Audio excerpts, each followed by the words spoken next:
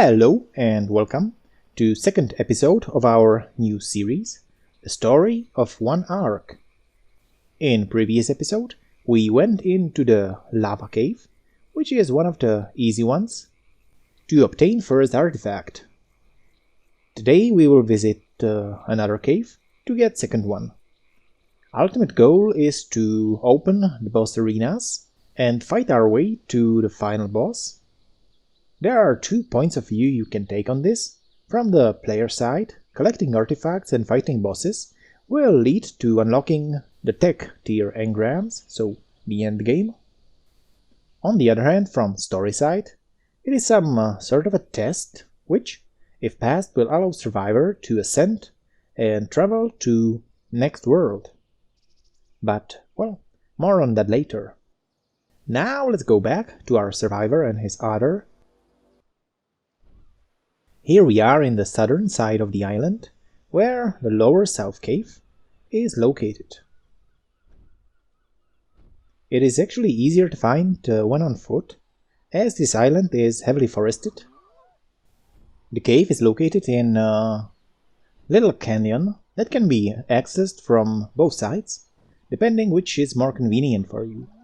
From the east, it's best to go to the coast, where the little bay can be seen, and there is a small island east to it with a rock formation.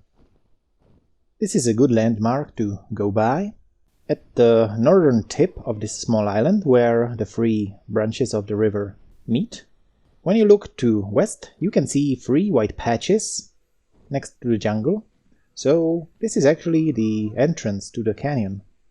If you go right across them, you will enter the canyon, so it's quite easy.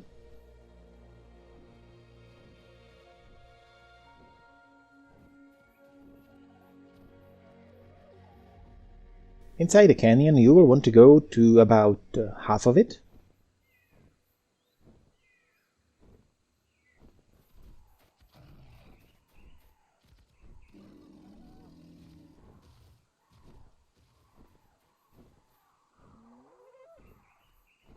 And the cave entrance will be on your left hand side.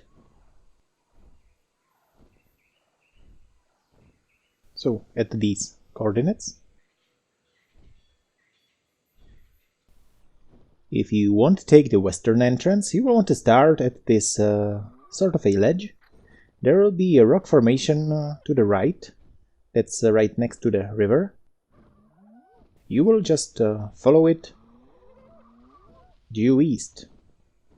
There will be another canyon entrance, but it's not as easy to find, so just make sure that you do not go too far north.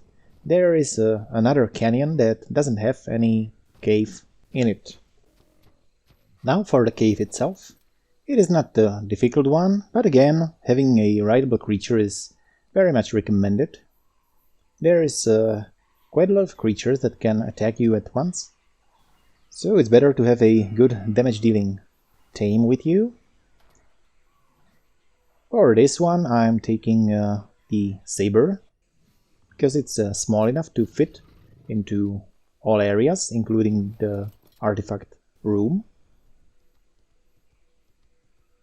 You can also take bigger creatures, but this one seemed to work quite well, especially with its knockback attack that can pretty much kill for instance, the Titan Boa without it even touching you, which is quite nice.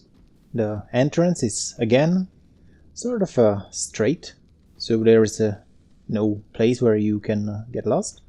There's actually only one way to go for most of it. So where you will want to get is this intersection. There will be a text structure on the ceiling and also some weird effects. This is the place where you can already encounter hostile creatures, so be ready. Inside here you can find the usual Megalanias, the Araneos, perhaps not Onyx, but also Titan Boa, the Artiplueras, which are quite nasty. And there are underwater lakes here that have piranha and the sarcos. So be careful about the water. Now, if you go to the right, there is no artifact there, but it's worth going because apart from getting resources from killed creature, there is a couple of explorer notes. These will give you a buff for experience, but if you're not interested in collecting the lore or the buff is no consequence to you, well, you can skip forward to where we go left. There is one note here in the main room near this ruined structure. When you go along the wall to the left, there will be a pathway down. This will lead to sort of an underground oasis. There will be a small patch of vegetation, and further down at the water there's another node here.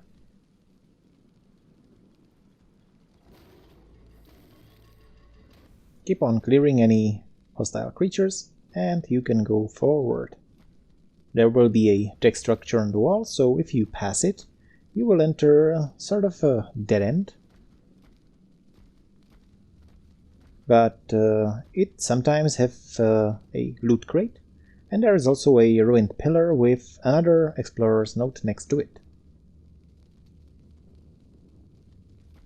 From here you can swim, but it's not recommended as the water is really full of piranhas and the sarcos are also quite dangerous.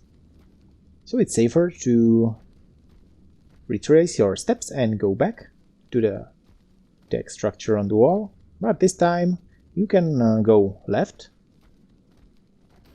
This will lead you to a tunnel that also has a chance of having a loot crate in it.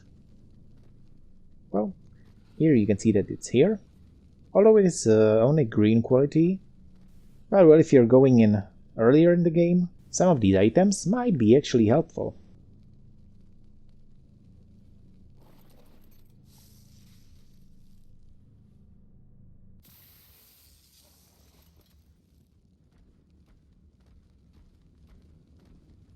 Now this leads only back to the main room, so you can go to the left and up the slope, which will lead you to the second left pathway.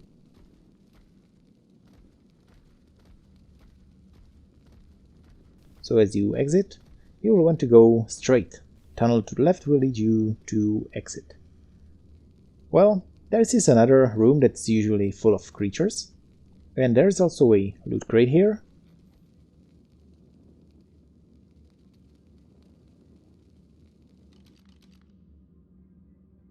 Be especially careful about Artoplueras, as they can spit venom that does obliterate your armor even on one shot. So it's sort of corrosive spit, I guess. So once you clear the area, you can loot the loot crate, if it's there.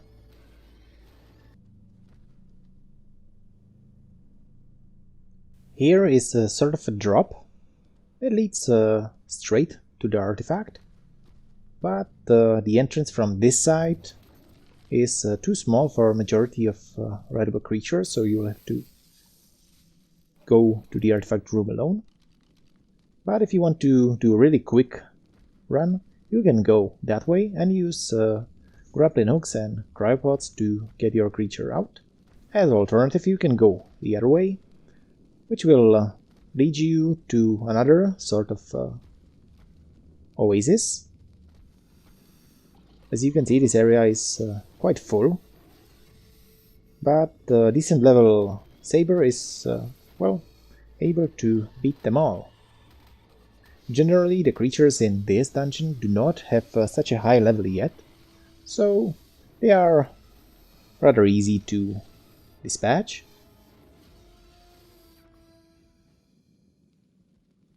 Once the area is clear, you can go past the oasis and turn right. You will reach the underwater lake, and there will be another tech structure emanating some sort of waves on the wall. This is the tunnel that you will want to enter.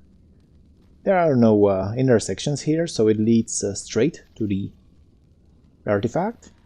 Be careful, as there can be still creatures in this tunnel. If you see any Artoplueras, it's best to deal with them from distance.